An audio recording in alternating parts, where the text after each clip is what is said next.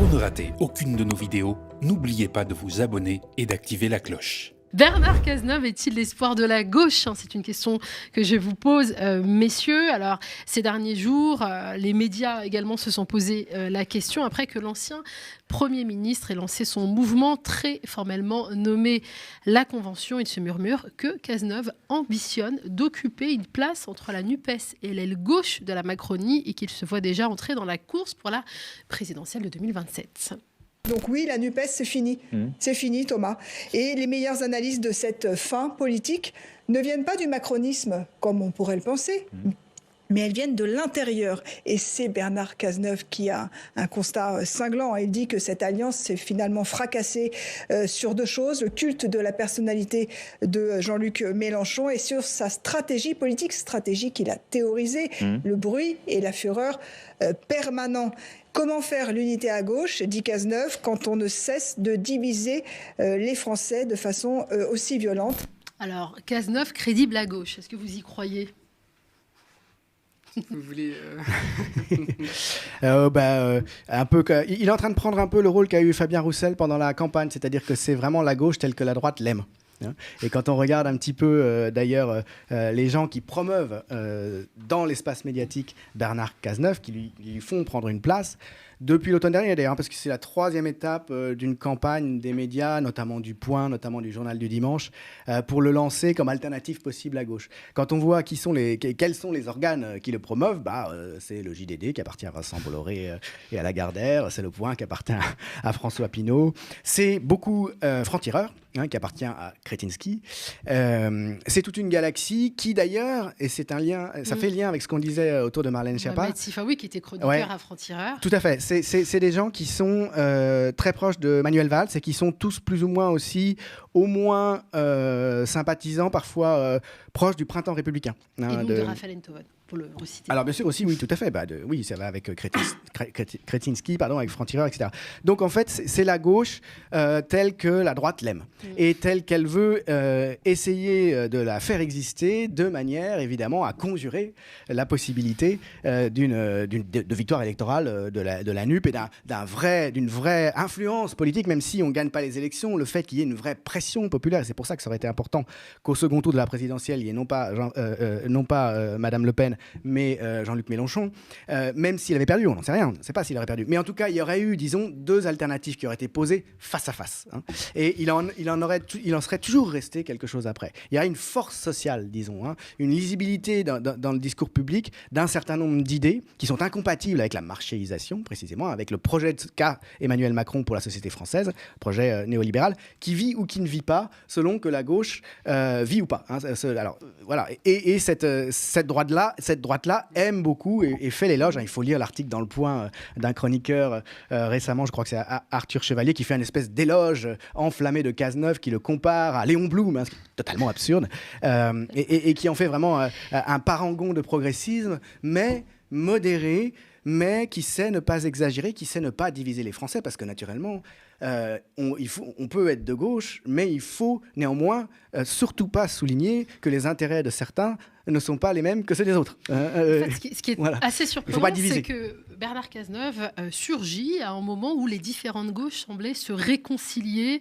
après cette séquence très longue de la réforme des retraites. On a vu des gens quand même plutôt au PS qui étaient favorables à une 6e République. Alors, pourquoi il débarque maintenant, Bernard Cazeneuve ? C'est une très bonne question parce que il y avait cette NUP, encore une fois, quelle que soit notre sensibilité à gauche, c'est une bonne nouvelle parce que la gauche a toujours gagné quand elle était unie.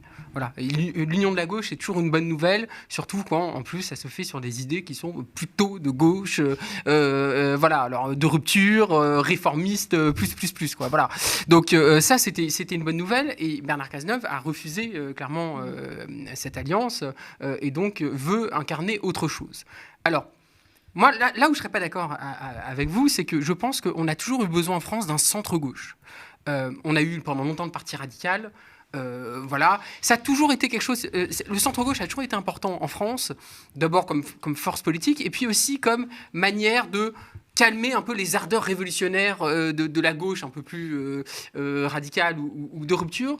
Et j'ai toujours pensé, moi, personnellement, que c'était bien qu'en France, on ait un centre-gauche qui puisse aussi modérer certaines ardeurs et garantisse, disons, une gauche de gouvernement qui, finalement, ne soit pas, entre guillemets, trop révolutionnaire ou de rupture ou quoi que ce soit. Donc, le on a centre-gauche... Emmanuel Macron, il est du centre-gauche. Non, justement, Marlène non. Schiappa, dit de gauche tout le temps. Justement, non, parce que c'est là où Bernard Cazeneuve... c'est là le problème central chez Bernard Cazeneuve. Parce que Bernard Cazeneuve, pour les gens, c'est qui ? Bernard Cazeneuve, c'est celui qui a fait partie du gouvernement, et pas de manière anodine, hein, il a été ministre de l'Intérieur et Premier ministre à la fin, qui a mené donc, les politiques néolibérales de la loi travail, le CICE, qui a été un scandale absolu, qui a été en fait une gabegie énorme aux entreprises. Mais plus que ça. Sans aucun retour. Sans aucun retour, et notamment avec des très grandes entreprises qui n'en avaient absolument pas besoin. C'est parti directement dans les paradis fiscaux. Voilà, je veux dire, c'est une mesure dont même la droite n'aurait pas rêvé. On parlait de prédation tout à l'heure. Voilà. Et c'est aussi la déchéance de nationalité, qui était une rupture dans notre pacte républicain, qui était gravissime, et qui d'ailleurs n'a pas abouti, parce que c'était une chose bien trop grave. C'est également le durcissement de la gestion du maintien de l'ordre, notamment dans les manifestations contre la loi travail, la loi El Khomri.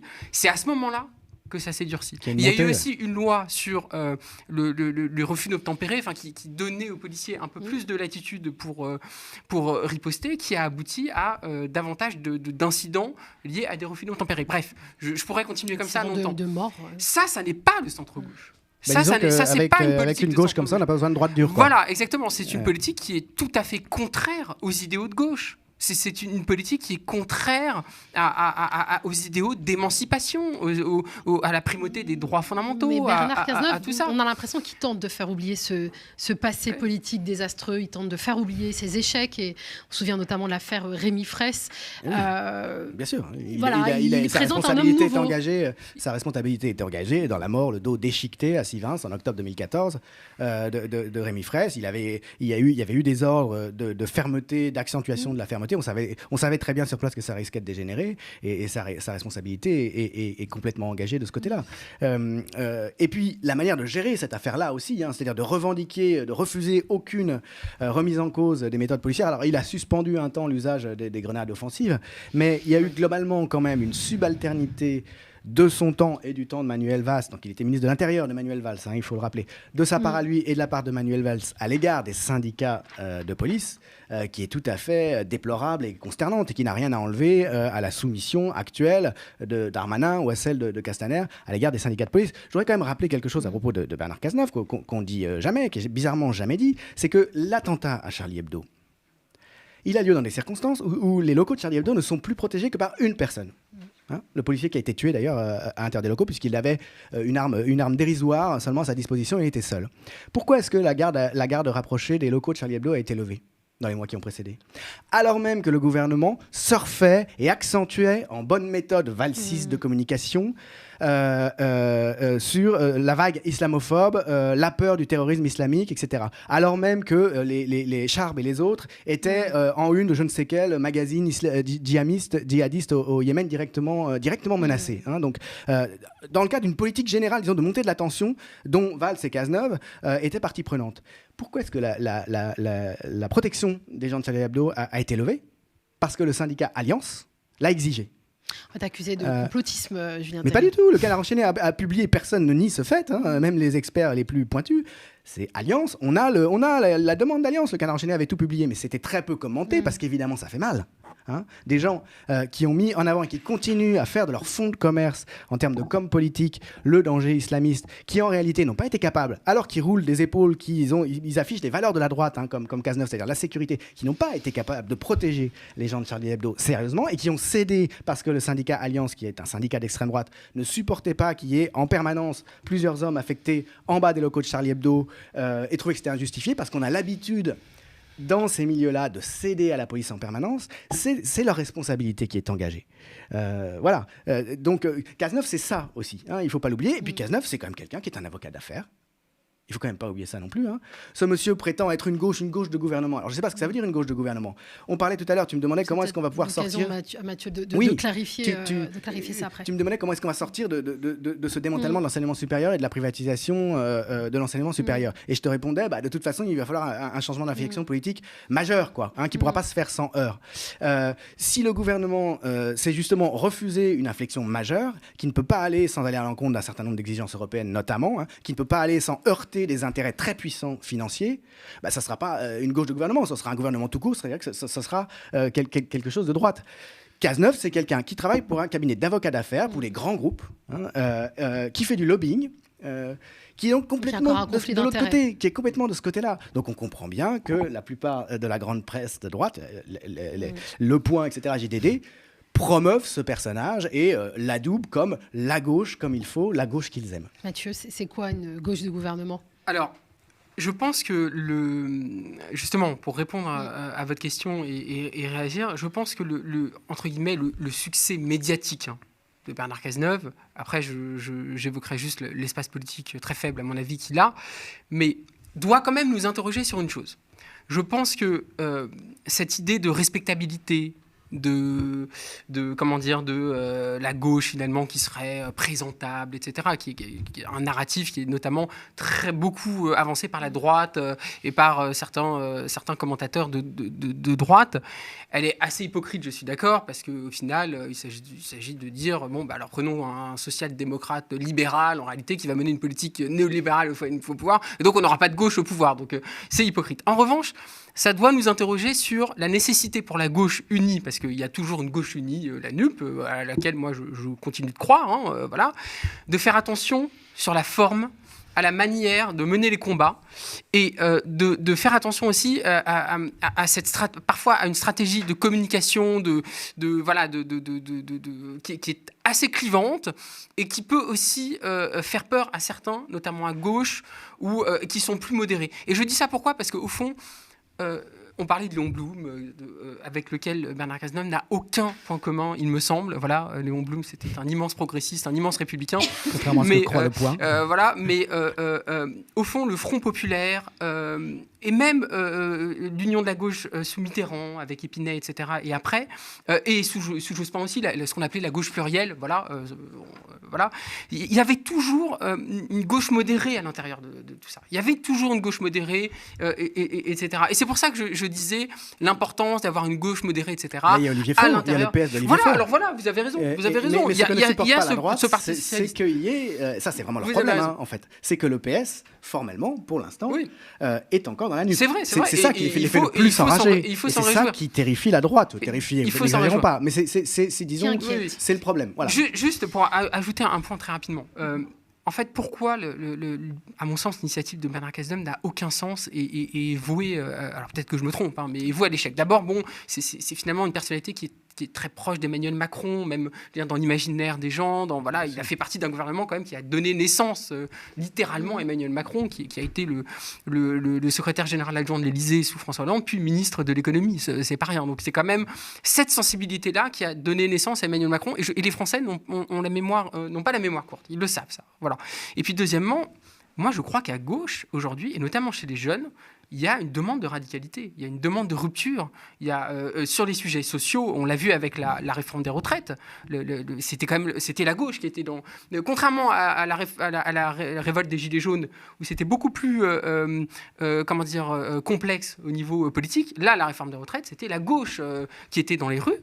On a vu cette demande de radicalité, mais dans le bon sens du terme. Cette demande de rupture, d'une vraie gauche de rupture qui défend des vrais progrès sociaux et qui ne soit pas là à constamment être dans le statu quo. Et pareil sur la question écologique. Bernard Cazeneuve n'a rien à dire sur la question écologique, qui est peut-être la question la plus centrale aujourd'hui. Et quand on voit la jeunesse aujourd'hui, comment elle se mobilise sur la question écologique, comment elle a même parfois recours à des méthodes de désobéissance civile, ou en tout cas à une vraie radicalité qu'on peut contester sur certaines méthodes ou quoi que ce soit, mais qui est en fait un cri d'alerte, un cri d'alarme par rapport à la très très grave situation écologique. cette demande-là de radicalité, de rupture sur ces différents sujets, il l'incarne pas du tout. Bernard Cazeneuve ne l'incarne pas du tout. À qui parle Bernard Cazeneuve? Mathieu Slama, vous avez rappelé justement la proximité de Bernard Cazeneuve avec la Macronie, Emmanuel Macron. Est-ce que finalement, ce n'est pas l'idiot utile des macronistes, puisqu'il peut affaiblir le PS et par ricochet la NUPES? Je pense que lui-même, c'est pas un idiot utile au sens où je pense qu'il est tout à fait conscient de son rôle en fait. Je pense pas qu'il s'illusionne et qu'il s'imagine. De toute façon, je sais pas comment fonctionne la psychologie de ce genre d'homme politique. Mais je trouve que le parallèle avec Fabien Roussel fonctionne assez bien. Et on voit jusque dans le détail d'ailleurs que parmi les publicistes qui n'ont de cesse que Bernard Cazeneuve soit couvert d'éloges, il y a Raphaël Enthoven qui a fait un livre qui s'appelle Qui connaît Fabien Roussel, totalement à contre-pied de ce qu'on pourrait croire devoir attendre aussi bien de Roussel que d'Enthoven, juste avant l'élection présidentielle, où il faisait le gars, bon bien sûr, moi je ne suis pas communiste, mais en même temps, je trouve que pour quelqu'un de gauche, à gauche c'est encore ce qui se fait de mieux, c'est quelqu'un de raisonnable, il a des valeurs que je partage, d'ailleurs c'est peut-être des valeurs de droite, mais ça c'est pas grave, et donc je fais ce livre d'entretien avec lui. Et puis Roussel qui était tout content puisqu'il essaie de sauver sa boutique, et de toute façon, voilà. Fabien Roussel défend quand même, au point de vue social, quand même des mesures plutôt progressistes, on peut au moins les reconnaître, il défend, il était vendu contre la réforme de retraite, etc. Oui, tout à fait. Là où sur les questions sociétales, je suis d'accord, c'est son rôle. Mais c'est toujours dans des termes et dans un imaginaire, disons, qui rassure la droite. Il n'a pas aussi hésité, Roussel, à plusieurs reprises, quand même, à faire des allusions limite racistes, en tout cas à endosser un certain nombre de peurs prêtées aux petits blancs, parce que reste à voir si c'est des vraies peurs, mais en tout cas à attiser, à jouer sur cette corde. Voilà, il y a un côté beaufry, si on peut dire, qu'il cultive, petit blanc, des signes de reconnaissance, disons, qui peuvent rassurer la droite, qui entretiennent le personnage, qui captaient aussi un certain nombre de gens qui étaient rebutés par certaines positions de LFI antiracistes. Et ça, cette question est très importante. C'est d'ailleurs là-dessus que Cazeneuve et ses soutiens de droite se déchaînent le plus. Ce sont les positions antiracistes de LFI. La première chose qui leur vient à la bouche, à Cazeneuve et compagnie, quand il s'agit de LFI, ce sont les indigénistes. Ce sont des islamistes. Parce qu'ils refusent de jouer le petit jeu qui est le fonds de commerce de cette élite politique qui, en France, a toujours fonctionné et qui a été utilisé à l'outrance depuis Manuel Valls, dont on a vu les effets notamment avec ce scandale autour de la mort de l'utilisation de la mort de Samuel Paty, ce petit jeu qui consiste à attiser la haine d'un ennemi intérieur, maintenant c'est l'islam, pour faire passer des politiques dont on sait qu'elles sont très impopulaires. Ce petit jeu-là, LFI refuse de le jouer, et ça crée de très fortes tensions internes, et c'est toujours là-dessus que Cazeneuve et son entourage, et c'est en ça qu'il est proche du printemps républicain, attaquent LFI. Donc c'est le produit politique finalement de cette nébuleuse. Oui, et là-dessus il y a une jonction encore une fois possible avec Roussel.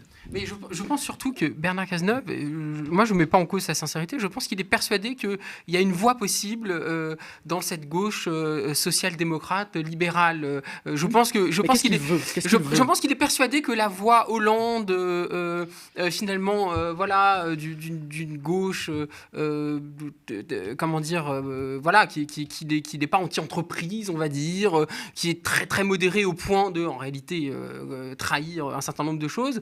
Il est persuadé que c'est possible. Je pense que c'est quelqu'un qui s'inscrit dans la tradition des Tony Blair, des Gerhard Schröder, etc. Et je pense qu'il est convaincu de ça. Mais c'est des néolibéraux. Voilà. Mais Macron est dans la même tradition. Mais il ne voit pas que Emmanuel Macron représente l'aboutissement finalement politique en France, de cette tradition. On voit ce que ça donne, que c'est en fait une tradition de droite et qui en plus s'avère, avec Emmanuel Macron notamment, assez conservatrice sur certains plans, assez autoritaire également, en particulier la pratique du pouvoir, mais précisément, les il a une états image d'urgence, autoritaire, etc. Cazeneuve. Donc, voilà. Et donc, en fait, je crois que Bernard Cazeneuve est un homme du passé. C'est quelqu'un qui ne voit pas du tout les métamorphoses de notre époque. Il ne voit pas du tout la crise sociale, l'ampleur de la crise sociale, l'ampleur de la crise écologique, et qu'il est complètement à rebours de tout ce qui se passe aujourd'hui, notamment dans les gauches occidentales, qui reviennent à des programmes qui sont beaucoup plus des programmes de rupture. Et je finis juste sur un point, vraiment un mot.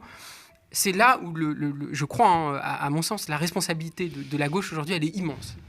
Et ce qui m'agace un peu en ce moment, c'est les bisbilles de union, pas union, on y va seul sur l'élection européenne, pour ensuite... Moi, je suis très agacé par tout ça, et même si, encore une fois, il y a des gens de très haute valeur au Parti Socialiste, chez LFI et chez les écologistes, mais là, en fait, l'enjeu, il est majeur, quoi. L'enjeu, il est majeur. Historiquement, la gauche n'a gagné que unie.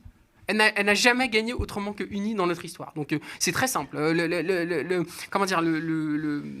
qu'il y a devant nous, là, c'est la perspective non seulement pour la gauche d'enfin reprendre le pouvoir, parce qu'au final, là, on voit bien l'échec par rapport à la réforme de retraite, mais c'est pas grave. Si la gauche arrive au pouvoir en 2027, c'est fini la réforme des retraites. On revient à une politique... Ça dépend. Si c'est sur des bases hollandistes, alors, pas voilà, du tout. alors évidemment, moi, je parle de la question, c'est je parle de l'union de la gauche telle que la NUP NUP l'envisage. Et d'autre part, il y a la menace de l'extrême droite. Et c'est là où, encore une fois, où je reviens notamment sur la forme, sur le fait que l'extrême droite joue la respectabilité, joue nous sommes très républicains, alors qu'ils ne le sont pas du tout, par définition, par nature, historiquement ou quoi que ce soit. L'extrême droite est en train de jouer la carte de regarder comme on est modéré, regarder comme on est respectable, acceptable, etc. Et discipliné, exactement. Et d'un autre côté, la gauche se fait diaboliser, etc. Et c'est là où l'enjeu de l'union de la gauche et de la manière dont la gauche va vraiment tenir bon dans la tempête est fondamentale, parce que c'est aujourd'hui, je pense qu'on peut honnêtement dire, sans être non plus devin ou quoi que ce soit, mais dire qu'aujourd'hui, on est dans une situation où ça sera soit la gauche, soit le Rassemblement national. Et c'est là, encore une fois, où l'union de la gauche va être fondamentale sur, encore une fois, un programme de rupture, mais avec... je crois vraiment qu'il faut, dans la communication, dans certains comportements, dans certaines choses, faire très attention, parce qu'encore une fois, il y a les militants qui sont, eux, convaincus de cette nécessité d'être un peu dans la surenchère, etc. Je comprends très bien ça, voilà. Mais il y a la France entière à qui il faut parler, qu'il faut convaincre, parce que je rappelle qu'une élection, notamment présidentielle, il faut aller à la majorité, il faut avoir la majorité des voix. Et donc, je pense que là, il y a une responsabilité qui oblige aussi, je pense, la gauche à être très attentive à la manière dont elle communique, la manière dont elle va gérer ça, et ne pas laisser des Bernard Cazeneuve ou autres jouer la carte de la gauche respectable. Parce que alors ça serait une défaite absolue pour la gauche. En 2027, ça serait plutôt soit la droite ou soit l'extrême droite. Et quand je dis droite, c'est la droite incarnée par Macron et son potentiel successeur Gérald Darmanin. On est bien d'accord qu'on ne place pas à gauche. Il y a beaucoup de temps. On va conclure. Il y a beaucoup de temps encore. C'est certain qu'on ne gagne pas sans s'unir, ça c'est évident, je suis tout à fait d'accord. Mais le problème, le piège, c'est que les termes dans lesquels cette union se fait déterminent le résultat final. À savoir, est-ce qu'une fois la victoire acquise, en réalité, on va gouverner sur des bases qui sont en contradiction avec les termes de l'Union et avec la volonté des gens qui vous ont porté au pouvoir. C'est un peu l'histoire des déçus du mitterrandisme. C'est aussi l'histoire du hollandisme, puisque ça a encore joué à cette époque-là. Il faut dire qu'en face, il y avait Sarkozy et tout le monde se disait... cet horrible personnage dont on voit encore aujourd'hui, puisqu'il y a encore une affaire là qui repart, à quel point, en fait, c'est un malfrat. Enfin, c'est le malfrat de la République. Justice, ouais. C'est un malfrat. Cet horrible personnage qui cachait pas tellement, d'ailleurs, parce que la droite, contrairement à la gauche, est absolument pragmatique, ne se soucie pas des grands principes généraux. Ce qu'elle voit, c'est ses intérêts. Les électeurs de droite savent qu'ils votent pour des gens corrompus. Pourquoi croyez-vous que Fillon a fait 20% alors que son amour de l'argent et son manque de scrupules étaient étalés aux yeux de tout le monde? Parce qu'ils n'ont pas ces divisions qu'on a nous à gauche, parce qu'on a des petites divergences. Les gens votent pour leur intérêt, point barre, et que ce soit un escroc qui les représente, c'est pas du tout un problème. C'est toujours mieux qu'un gars de gauche qui va risquer de leur faire payer plus d'impôts, puisque c'est toujours à courte vue. Alors, la question, c'est oui, faire l'union, mais et pour faire l'union, il faut que d'une certaine manière, il y ait un peu un malentendu. Il faut qu'il y ait des ambiguïtés, puisqu'en fait, des gens vont converger, alors qu'en réalité, il y a des points sur lesquels ils ne sont pas vraiment d'accord. Simplement, il ne faut pas que ça vire du mauvais côté. Et je trouve que le cas Hollande est un cas d'école, justement, puisque donc, on a voté Hollande tellement ce qu'il y avait en face n'était pas possible. Et puis, on a vu, en fait, dans tous les domaines, ou presque, ce qu'a fait Hollande est bien pire. Commencer par l'atteinte radicale au droit du travail qui a dénaturé la notion même de travail. Un saut qualitatif dans la notion de travail qui est redevenu une marchandise, ce qui n'était pas en droit. À ce moment-là, je passe aussi sur les lois antiterroristes, l'état d'urgence, etc., utilisé sans aucune vergogne. La déchéance de la nationalité. La loi antiterroriste utilisée sans aucune vergogne contre les écologistes, et de manière vraiment affichée, quoi. Donc voilà, il faut quand même aussi s'interroger sur ce point-là. Maintenant, et je termine là-dessus, la virulence de Cazeneuve et consorts, et de tous les gens valsistes du printemps républicain autour de lui, et cette droite qui le promeut, cette virulence terrible contre LFI, c'est des islamistes, c'est des djihadistes, enfin, ils sont complaisants, etc., est quand même un bon signe. Parce que ça veut dire qu'ils ont peur. Ça veut dire quand même qu'ils sont inquiets. Ils ne sont pas sereins. Et le fait qu'ils cherchent tout le temps à promouvoir comme ça ce genre de personnage qui est compatible avec eux, dont ils savent qu'ils sont inoffensifs, devrait d'une certaine manière nous encourager. Alors bon, là, ces conventions avec ce parti, on peut aussi faire un petit florilège pour s'amuser de ces partis mornés ou ridicules qui sont symptomatiques comme ça, de l'incapacité du PS à continuer sur les mêmes bases et de son discrédit. Parce que je vous rappelle quand même qu'il y avait eu, c'était la Belle Alliance Populaire, à un moment donné. Après, il y a eu EO la gauche, de plus en plus ridicule, parce que derrière, il y a les communicants, naturellement. Je vous renvoie aussi à l'excellent parti de Le Drian, ce grand hiérarque socialiste qui a réussi à être, qui a réussi à être ministre de la Défense sous Hollande, puis ministre des Affaires étrangères sous Macron. C'est quand même un modèle extraordinaire. Grand ami de l'Arabie Saoudite, grand vendeur d'armes à toutes sortes de régimes tout à fait recommandables, qui avait fondé Terre de Progrès. Il a fondé un parti qui s'appelle Terre de Progrès pour expliquer qu'il est toujours de gauche, naturellement. Bon. Et donc, Convention, Convention, ce superbe parti lancé par... Le nom qui évoque la grande épopée révolutionnaire, la Convention, voilà. Il y a quelque chose d'un peu... Convention va être, je pense, mis au placard à côté de toutes ces belles initiatives. On l'espère. Oui, voilà. C'est le mot de la fin. Voilà. On partage tout cet espoir. Merci beaucoup, Mathieu Slama, essayiste, auteur d'Adieu la liberté. Merci, Julien Terry, historien, vous connaissez bien ici, aux médias, bien évidemment.